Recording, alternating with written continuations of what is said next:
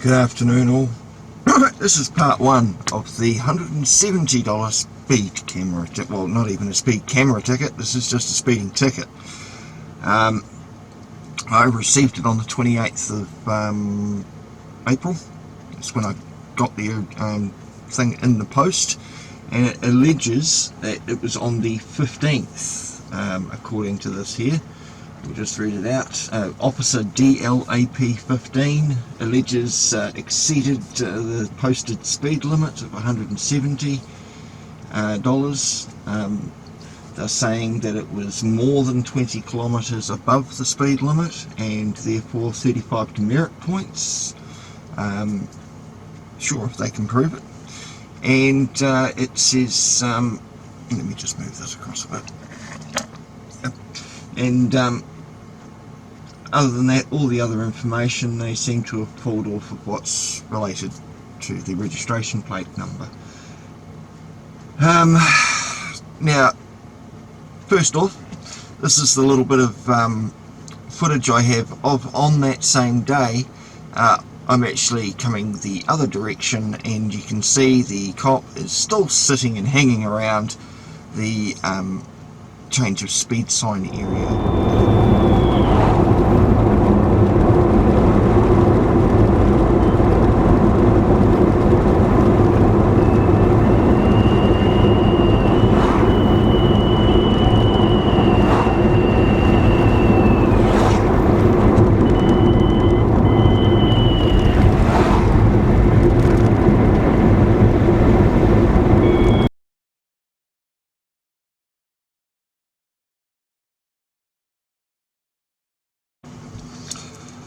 Okay, so as you saw in the footage, he's still sitting there, and I'm not going to say how long ago that was or whenever, but he's still sitting there. So my response to getting the ticket was pretty simple, and this is what I've seen through. It was dated on the 3rd of May, so literally less than a week, 5 days after receiving it. I sent it to the Police Infringement Bureau. They've got to give their postal address as well. By email at tickets at police, as you can see, and to whom it may concern. We refer to your, now, just before I start reading, we refer, now I'm speaking in a third person because they're talking about the legal person Mark Donald Eric Keane, which is a capacity I can represent myself through in commerce or in legal society or in various different capacities. So whenever myself, Mark, are responding to these sorts of things, I will always do it in a third person thing. They do it to us. Alright? New Zealand Police will never say I. New Zealand Police is we. Alright? Because it's an organisation, it's a group, it's more than one person. Okay? It's a body corporate, unincorporated body or corporation soul. That's what a legal person is. So, yeah. So we refer to your correspondence in relation to an infringement notice PB 6212109 received via post on the 28th of April 2022. We believe New Zealand Police have made this allegation in error. Therefore, we wish to exercise our rights under New Zealand Bill of Rights Act 1990 Section 25A, which is the right to ask for an independent and impartial court to hear the matter. And elect for and give notice requesting under the Summary Proceedings Act 1957, Section 21.6.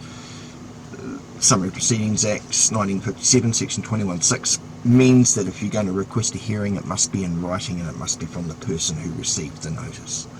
So it's not a big issue, I'm just pointing out that I'm following their own fucking rules. Alright? So yeah, 21.6, a fair and public hearing by an independent and impartial court to discuss this matter. Whenever you go into court and you're standing in front of a judge, make sure that's your first question. Your Honour, am I to be heard by a fair, independent and impartial adjudicator? Because they can't exactly say no. But you make sure you get it on the record. And then when they start acting bias and everything else, then they're going against what they told you in their own proceedings. Moving on. So yeah, public independent and derive any and all evidence and facts relied upon by New Zealand Police to support this allegation presumed against Mark Donald Eric Keane with the intent to gain resolution.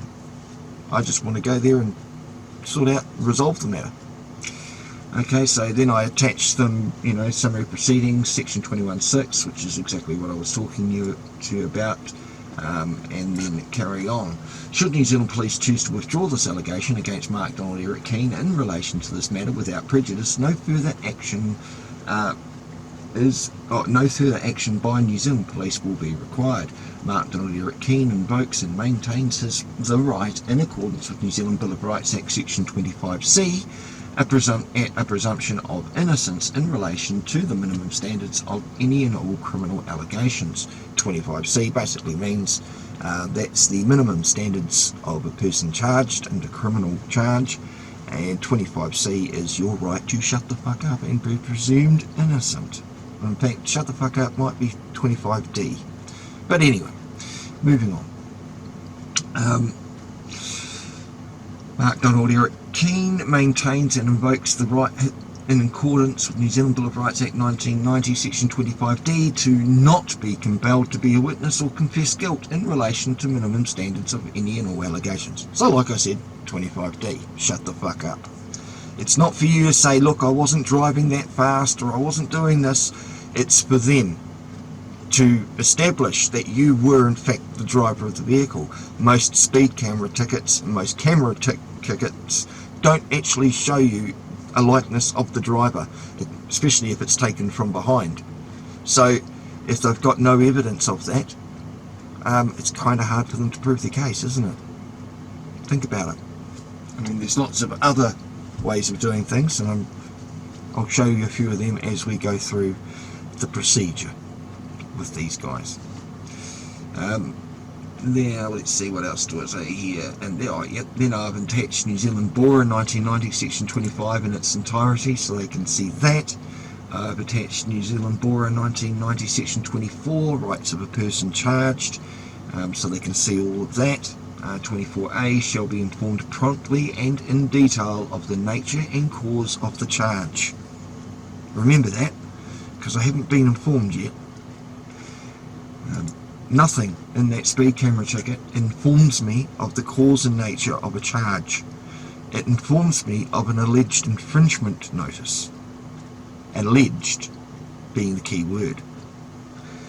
Now, next page, as Mark Donald Eric Keane gives notice requesting under the Summary Proceedings Act 1957 section 21.6 a fair and public hearing by an independent and impartial court to discuss the matter, please supply under the Criminal Disclosure Act 2008 section 13.7b initial and full disclosure as specified within the Criminal Disclosure Act 2008 sections 12 and 13 in relation to this allegation. And then I attach them section 12, which is initial disclosure. That's everything you're entitled to have before giving a formal plea. Alright? You should be here. Most of the fucking cops, if you show up for a first call hearing where you've got to enter a formal plea with these guys, if you actually show up instead of sending an appearance in, a notice in, then the first thing they'll do is try and hand you all of the summary of facts and witness list and all of, well, sorry, not summary of facts, a copy of the charging document, the summary of facts, your previous criminal and traffic history. They'll try and hand you all of that on the day, and therefore you've been given initial disclosure. What they should be doing is giving it to you well before the date that you have to enter a formal plea. Otherwise, what are you supposed to read it all there and then, but when the judge walks in the room? No. Never accept anything on the day from these people.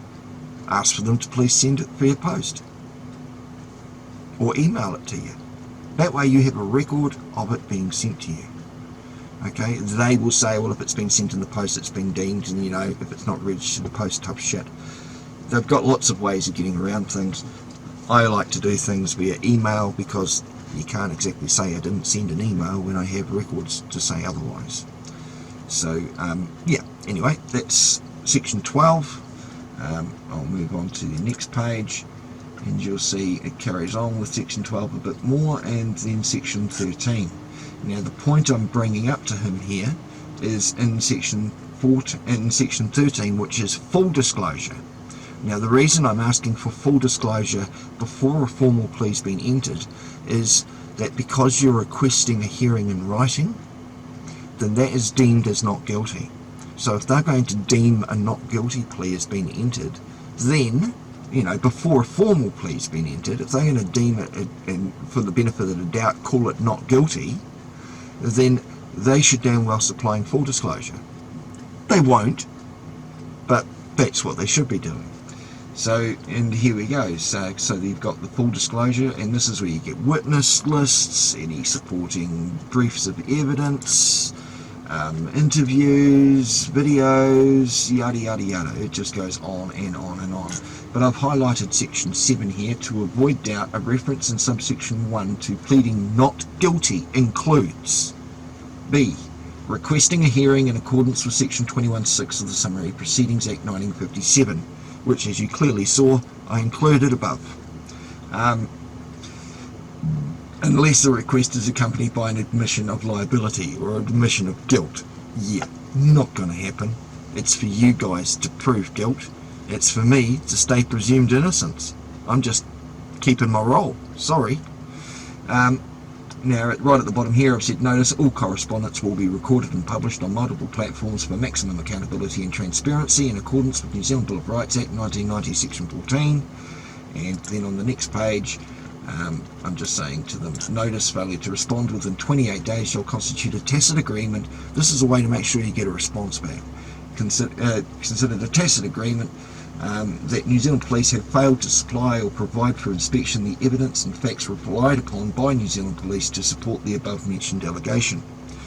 Warm regards, signed by me, and as you can see, Mark Donald Eric. That's me, the man, given those names at birth. And then there's the corporation or body corporate unincorporated soul. We'll call it Mark Donald Eric Keane, all in full caps. If you want to know more about various capitalizations, look up capitis, dominutio, minima, or maxima, or media. Those are the 3 states of a signature. Alright, you can look up what those mean. They all represent different things, but that's kind of why you'll always see capitalization on your bank on your bank statements. But if you get your original birth printout, it's always capitis, dominutio, minima, which is just your initials only capitalized. Media is the full capitalization of your last name, and maxima is complete capitalization of everything. Okay, moving on. So that's what I sent them, and then of course I sent them an email saying please see the attached where are we here? Good afternoon, please refer to the attached PDF. Warm regards, me. You don't need to say anything more. You don't need to go into a big fucking emotional spiel. They don't give a fuck anyway. So don't waste your time. Just write something like I've done, and I will be making these. I will be making a template of this letter for anyone that wants to use it. And the links will be in the description to my Google Drive links, which will send you straight to the, we'll call it, response for a speeding ticket. Okay, so this is for a speeding ticket where the officer pulled you over. Okay, it's not a speed camera ticket. Okay, because there's various things you should ask for differently there, like a camera, or like a photo, should I say? Anyway, so yeah, do that. Then you've seen the PDF, the NZPIB that says there on the email. That's what I've just read out to you and showed you. And this is their response. It says, Tēnā koe, we acknowledge your request for a court hearing on this matter. And this was on May the 10th they responded, so it took them a full week to respond to an email. So be it. You may, we acknowledge your request for a court hearing on this matter. You may still receive a reminder notice. A reminder notice is a computer-generated notice that is posted after the first 28 days has passed, which will advise you to make a payment of the infringement notice. Do not make payment if you wish to proceed with the hearing request. you can no longer accept, or we can no longer accept payment for this matter as it has been set down for a court hearing. Well, no it hasn't, because I haven't seen a notice of proceedings yet. I haven't seen a notice in respect to an infringement offence. I haven't seen anything like that come through the post. It's been a while. This was on the 10th of May they sent me this. It's now the 22nd of May. So it's taken them 12 days to stick something in the post? Or does it take them 12 days to fabricate shit first? Or is it because I'm asking for full, they need a brief of evidence from the officer and need to get all that sorted pretty quickly? Who knows? If you have made a payment in error, no, and would still like a court hearing, please respond to this email ASAP and request to have the payment refunded, that you would still like to proceed with the hearing request or not. Why would I request a hearing and then make payment? How ridiculous. An email will be sent to you once your court hearing request has been processed. Well, there you go. I haven't received an email yet, and it's been 12 days. Perhaps the courts are slipping up. Your defendant's disclosure will be posted to, and gives my postal address. If this address is incorrect, please reply with the correct address to this email within 5 days. Well, it's not incorrect, so we'll leave it be, because they're going to also post me the disclosure instead of emailing it to me. Ridiculous. And I might point out the notice of proceedings, or the charging document, is part of initial disclosure. So I would expect that to come with the defendant's disclosure postal address. But if they're going to let me know about the court hearing via email, they can as well. I would think, instead of using snail mail, that emailing would be better. But no. If you wish to send us the disclosure to an address that you do not reside at, you must request this in writing. If I wanted it, I would have put it in my request for a court hearing, wouldn't I? Let's see, moving on. If you no longer wish to proceed with your hearing request, please advise us ASAP. Yeah, because it costs them money to file the court hearing, doesn't it? Its court costs $30. Big bucks now, guys. Unable to cancel the proceedings, and you may be liable for the Ministry of Justice court costs on top of your infringement fee. No, I wouldn't be. No, I wouldn't be at all. If I request a hearing and then, according to this letter, tell them, no, actually I'll change it and pay for it, I'm not liable for anything, because liable means upon conviction. You guys would have to take me to court to prove that I'm liable for that, wouldn't you? Just saying. This is the bullshit they send you to scare you. Ngā mihi, Emily Silverstone, we thank you. Oh yeah, we thank you for your patience and consideration during this time. During what time? During what time? Is it supposed to be a spiel about COVID and resources being skimmed or something before that paragraph or that line? Gotta wonder. Emily Silkstone, so that would be emily.silkstone@police.govt.nz, and she's the Customer Supports Officer for Court Adjudication Section. So very handy, lovely. It's always good to know people that you can contact direct, isn't it? And it's always first name followed by last name at police.govt.nz, or their QID number. Alright, so that's what I got from Emily. So that's where we're at the moment, guys. I am waiting for initial and full disclosure. Let's see if they adhere to the rules or if they start making procedural errors straight away. And we'll see if the judge or JP does. Now, I haven't gone through and contacted the registry or anything yet, because I don't even have a CRN number. I may contact them, sending in an application to record, but why fucking bother? You know, I mean, why bother? They're going to treat me like I'm recording anyway, because that's what Waitakere Courthouse is like. Remember, this is where the yip Chihuahua fucking court security officer came out and tried having a go at me on the sidewalk for using a camera. That was before the law was changed, and they changed the meaning of the word court to include even the footpath directly adjacent to the courthouse. If you're across the road, you're fine, but the footpath is even considered part of the court now. They changed that I believe it was in July 2018 or 2019 they changed that. There's the Court Matters Bill or the Court Security Act. I believe it's somewhere in there, but yeah, I don't want to quote myself because I'm not too sure where. Yeah, so that's where I stand, that's where we're at. If they want to say that I broke a law, as always, I'm going to maintain my presumption of innocence and stay innocent of anything until they prove it in a court of law, providing they follow their own rules and procedures and regulations, which they never do. So we'll see if it works any better this time around, guys. As we know, the previous 3 court matters I've been dealt with over since 2017 I won, 2018 I won, and Steve won in 2020 with that ticket. Was dismissed as soon as he showed up. And in the 2021 was Steve's $120 speed camera ticket. That showed quite clearly that you can simply set in a memorandum or novation called a notice of appearance with your not guilty plea entered, and again requesting disclosure if you haven't already got it, because that's going to be the next step. If they don't give me initial disclosure, they give me a court hearing date, I'm not going to waste my time or energy going to that courthouse on a